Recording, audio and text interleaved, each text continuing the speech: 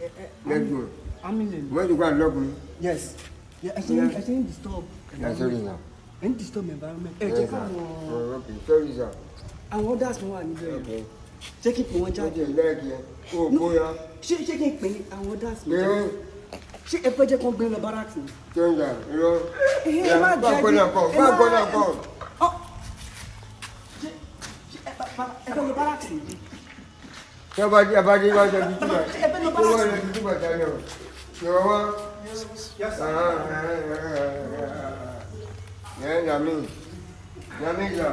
Let's get carry on. Baba, I'm pay. I'm going to show you. Baba? Babu, Sibi, You need to- Sibi, Sir. Ikupo. Sir, excuse me, sir. Sir. Oh, Buddha. Excuse me, sir. Eh? I'm going to... Baba.